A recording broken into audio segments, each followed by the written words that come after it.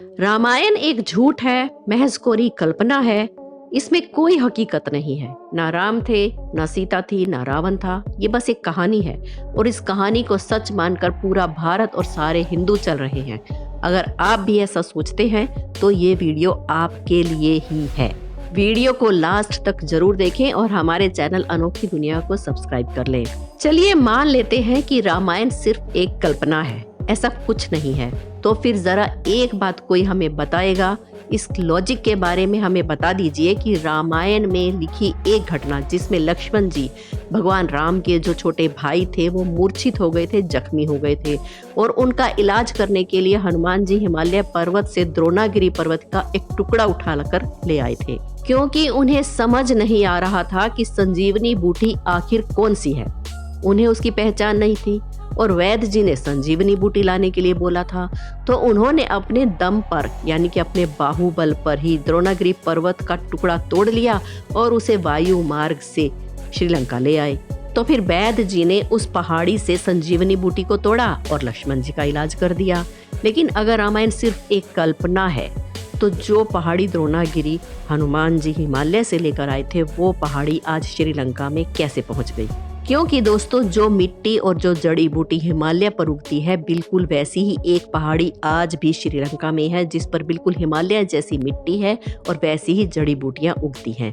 तो वो पहाड़ी हिमालय से श्रीलंका कैसे पहुंच गई? अगर रामायण सिर्फ एक कल्पना है तो ये कैसे संभव हो सकता है? क्योंकि हर पेड़ पौधे और जड़ी बूटियों के लिए एक खास तरीके की वायु, वातावरण और मिट्टी की जरूरत होती है। तो फिर हिमालय पे पाई जाने वाली जड़ी बूटियां श्रीलंका के वातावरण में कैसे उग सकती हैं? अभी और सुनिए, अगर रामायण सिर्फ एक कल्पना है तो रामायण में एक बहुत ही विशालकाय हाथी का वर्णन किया गया है जिसका नाम टस्क हाथी था। कहा जाता है कि रावण अपनी लंका की देखभाल के लिए एक खास तरीके के विशालकाय हाथी का उपयोग करता था।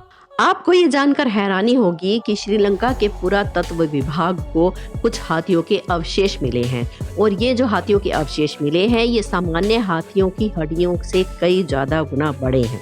अब कई लोग कहेंगे कि ये मेमथ होंगे, जो वूली मेमथ इतिहास में पाए जाते थे, लेकिन आपको बता दें कि इनकी शेप वूली मेमथ के हाथियों की शेप से बिल्कुल अलग है और इनका फॉसिल भी उनसे बिल्कुल मैच नहीं करता।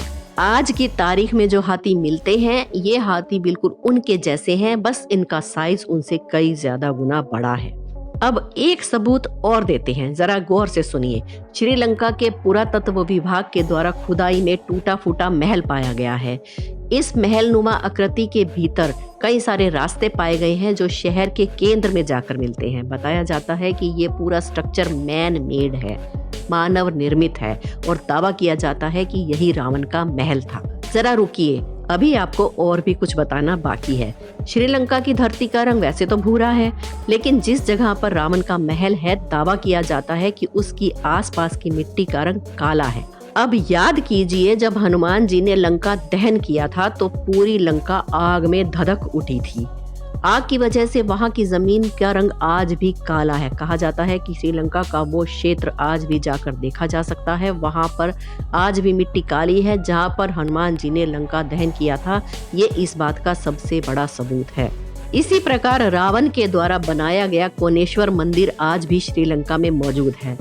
बताते हैं कि रावण भगवान शंकर का बहुत बड़ा भगत था और उनकी आराधना के लिए उसने यहाँ पर एक कोनेश्वर मंदिर का निर्माण करवाया था। ये मंदिर भले ही भगवान शंकर के लिए बनाया गया था, लेकिन उस मंदिर में सबसे ज्यादा मूर्तियां रावण की ही दिखाई देती हैं। आज की तारीख में भी ये मंदिर वहां मौजूद है और रामायण में भी इस मंदिर का सबूत मिलता है। इतना ही नहीं, कोनेश्वर मंदिर के पास रावण ने गर्म पानी के कुएं बनवाए थे और इसका वर्णन रामायण में भी है। दोस्तों, ये गर्म पानी के कुएं कोनेश्वर मंदिर में आज भी मौजूद है और उनका पानी हमेशा गर्म रहता है।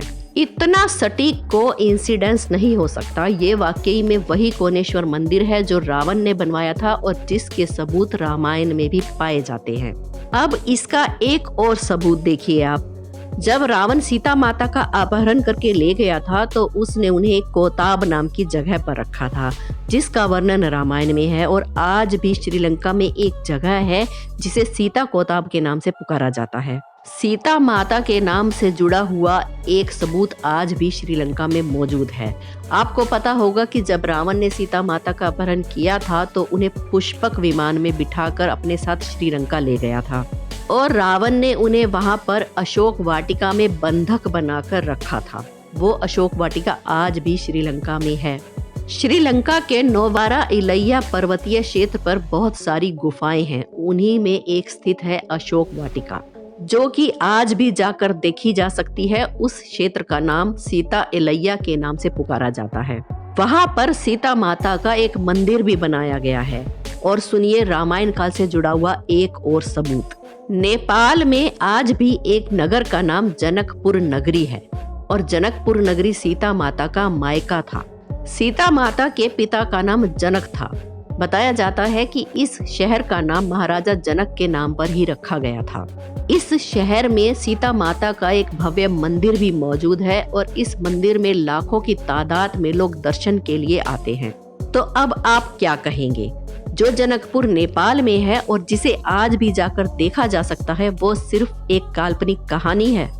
दोस्तों, आप कभी नेपाल जाएं तो इस मंदिर में जरूर जाना, जनकपुरी जरूर देखकर आना और हमें फिर कमेंट्स में बताना कि ये असली है या नहीं। इतना ही नहीं, रामायण में हनुमानगढ़ी का भी उल्लेख है। बताया जाता है कि हनुमानगढ़ी वो जगह है जहां पर हनुमान जी ने भगवान श्री राम की प्रतीक्षा की थी और वहीं पर हनुमान जी की भेंट भगवान राम से हुई थी। ये हनुमानगढ़ी आज भी उत्तर प्रदेश के अयोध्या जिले में स्थित है। हनुमानगढ़ी पर हनुमान जी का एक भव्य मंदिर भी बनाया गया है और लाखों भक्त यहाँ पर हनुमान जी के दर्शन के लिए आते हैं। अब आप बोल दीजिए कि ये भी झूठ है। जिस हनुमानगढ़ी का उल्लेख हजारों साल पहले रामायण में आता है, वो आज भी प्रेजेंट है, यूपी में है, उत्तर प्रदेश में है। आप जाकर देख सकते हैं।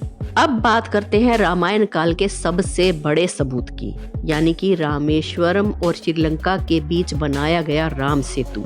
ये राम सेतु रामेश्वरम से लेकर श्रीलंका के मन्नार द्वीप तक बनाया गया था। अमेरिका के स्पेस एजेंसी नासा के द्वारा भी सैटेलाइट के माध्यम से ली गई तस्वीरों में राम सेतु की मौजूदगी के प्रमाण मिले हैं। रामायण के अनुसार राम सेतु का निर्माण तब किया गया था जब भगवान श्री राम रावण पर विजय पाने के लिए अपनी पत्नी सीता को रावण के चुंगल से छुड़ाने के लिए रामेश्वरम से श्रीलंका गए थे।